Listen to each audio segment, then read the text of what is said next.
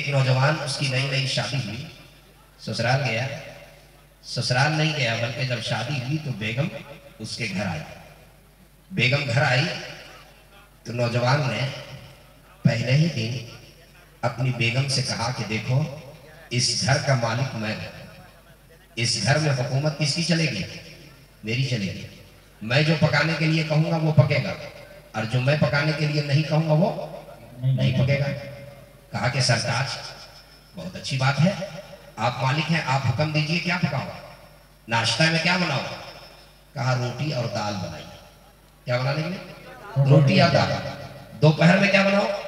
कहा कि सादा चावल और दाल। और रात में क्या बनाओ? रोटी और दाल। फिर दूसरे दिन पूछा क्या बनाओ? रोटी और दाल। तीसरे दिन क्या बनाओ? रोटी और दाल। एक दिन झुंझला करके कहने लगी, एक ही दिन कह दीजिए नहीं कि रोज रोज दाल ही पका। एक दिन फैसला कर दीजिए कि रोज रोज पूछने की बात ही खत्म हो जाए। कहा कि ठीक है, मेरे यहाँ रोज दाल ही पकेगी, हरी सब्जी के नहीं बनेगी, गोश्त नहीं बनेगा, मटन नहीं बनेगा, मछली नहीं बनेगी। कहा ठीक है। अब रोज दाल पकने लगी। 3 महीने तक लगातार दाल ही पकती रही। कितने दिनों तक? 3 महीने तक दाल ही पकती रही। वो 4 भाइयों में इकलौती बहन थी। 4 भाइयों में इकलौती बहन थी। 3 महीने के बाद भाई को अपनी बहन का ख्याल आया और मुलाकात के इरादे से, अपनी बहन से मुलाकात के इरादे से गया। अब जब मुलाकात के लिए गया तो देखता है बहन को बिल्कुल वो कमजोर हो गई है, सूख कर बिल्कुल दुबली पतली हो गई है। बहन के आंख में भी आंसू आ गया और भाई के आंख में भी आंसू। भाई बहन का प्यार, भाई बहन की मोहब्बत, शफकत। भाई अपनी बहन के दुख को देखकर रोने लगा और भाई को देख करके बहन भी रोने लगी कि आज मौका मिला है मैं अपना दुख किसी से शेयर करूं। भाई ने पूछा, बहन बात क्या है, आखिर ऐसा क्यों हुआ, इतनी तुम कमजोर कैसे हो गई? कहने लगी, भाई आपने ऐसे घर में ब्याह करा दी, ऐसे घर में आपने शादी करा दी है, यहाँ दाल के अलावा कुछ पकती ही नहीं, यहाँ दाल के अलावा कुछ बनती ही नहीं है। बैठ जाइए, अभी आप इत्मीनान नहीं है, अभी तो मेरी तकलीफ शुरू हुई। हाँ, मैं छोड़ूंगा तब ना दूसरे मुकर्रिर आएंगे। हमको 12 बजे ही लोग दिया है तो हम भी 4 बजे देंगे। हाँ। तो क्या कहा कि 3 महीने से दाल ही पक रही है और यहाँ कुछ पकती ही नहीं। कहा ऐसी बात है कि हाँ। कहा अच्छा, इसका इलाज कर देते हैं। गए हकीम साहब के पास और कहा, हकीम साहब एक नशे की गोली दे दी। नशे की गोली। नशे की गोली हकीम साहब से लिया और अपनी बहन को दिया और कहा कि बहन इसको रात में दाल में मिला करके और खिला देना, और जिस दिन खिलाएगी उस दिन जरा फोन कर देना, खबर कर देना, उसका इलाज उसी दिन हो जाएगा। कहा ठीक है। चुनांचे वो ऐसा ही की, दाल में डाल करके जिस दिन खिलाई अपने भाई लोगों को फोन कर दिया। चारों भाई आ गए। अब ये नशे की दवा चूंकि खा चुका था, ये मदहोश हो गया। चारों भाई आए। इन लोगों ने पहला काम ये किया कि जिस चारपाई पे वो लेटा था, वो चारपाई जिस कमरे में लगी हुई थी, वो बेड जिस कमरे में लगा हुआ था, उसके बेड को उस कमरे से उठाया और उसको दूसरे घर में ले गया। दूसरा काम ये किया कि उसके ऊपर एक सादा कफन जैसा कपड़ा उसके ऊपर लपेट दिया। और तीसरा काम ये किया कि चारों अपने अपने चेहरे के ऊपर काला कपड़ा लपेट लिया, अपने मुंह पर काला कपड़ा लपेट लिया।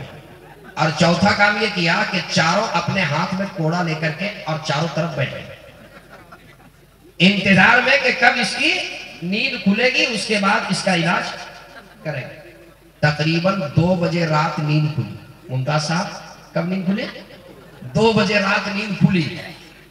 जब नींद खुली तो वो उठ के बैठा, नशा थोड़ा उतरा तो उठ के बैठा, परेशान हो गया। सबसे पहले देखा ये कमरा तो मेरा नहीं है, ये घर तो मेरा नहीं है। फिर देखा कि मेरे ऊपर ये सादा कपड़ा।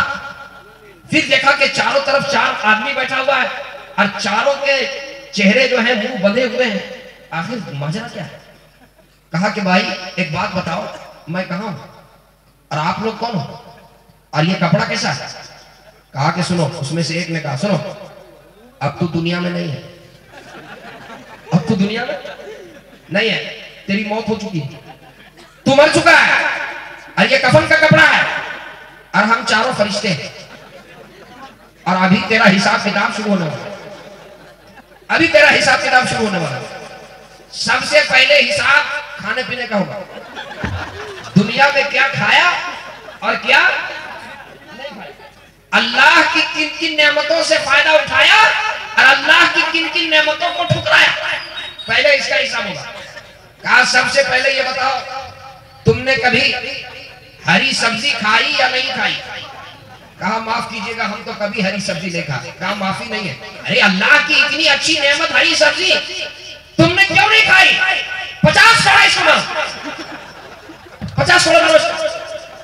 अब 50 कोड़ा उसको मारो। दूसरे ने सवाल किया, ये बताओ तुमने जिंदगी में कभी मछली खाई नहीं खाई? कहा माफ कीजिएगा, हम तो मछली भी कभी नहीं खाते। कहा अल्लाह की नेमत मछली, जन्नत का खाना, तुमने कभी नहीं खाया कि नहीं खाया? कहा कि इसका जुर्म बहुत बड़ा है। 50 कोड़ा इसको मारो, 50 कोड़ा मारो। फिर पूछा, ये बताओ तुमने कभी गोश्त खाया? कहा कि नहीं, गोश्त भी कभी नहीं खाया। कहा 50 कोड़ा मारो। लहमन तलिया, ताजा गोश्त, अल्लाह की नेमत भी नहीं खाया। 50 कोड़ा मारो। तुमने कभी अंडे खाए? कहा कि अंडा क्या, जब मुर्गी ही नहीं खाया तो अंडा कहां से? कहा 50 कोड़ा मारो, 50 कोड़ा मारो। कितने कोड़े हो गए? 200। गिनती सही याद रखिएगा, 200 कोड़ा।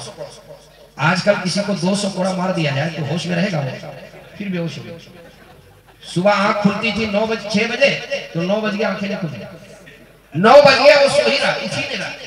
10 बज गया उठे नहीं रहा, 11 बज गया उठ ही नहीं रहा। 11 जब बज गए तो बेगम गई उठाने के लिए, मैडम गई उठाने के लिए, उठिए ना, आज नाश्ता नहीं कीजिएगा क्या? जाकर के हिला डुला करके जब उठिए, पाँव पकड़ करके ये की, उठिए नाश्ता नहीं कीजिएगा। जब 11 बजे थोड़ा सा नशा उतरा और मार का दर्द थोड़ा कम हुआ तो उठ करके बैठा। कहा कि जल्दी उठिए, ब्रश वरश कीजिए, फ्रेश होइए, मैं जा रही हूँ आपके लिए दाल घी में बघार करके और पका कर, बेहतरीन दाल देसी घी में बघार करके आपके लिए लाने के लिए जा रही है, आप जल्दी से उठिए, ब्रश कीजिए। लड़खड़ाते हुए आवाज में कहा कि इधर आओ, अरे इधर आओ, इधर आओ, इधर आओ, सुनो। कहा क्या बात है? कहा इस घर में आप कभी दाल नहीं पकेगी, इस घर में आप कभी दाल नहीं पकेगी। क्यों? इसलिए कि दाल का अज़ाब बहुत सख्त है।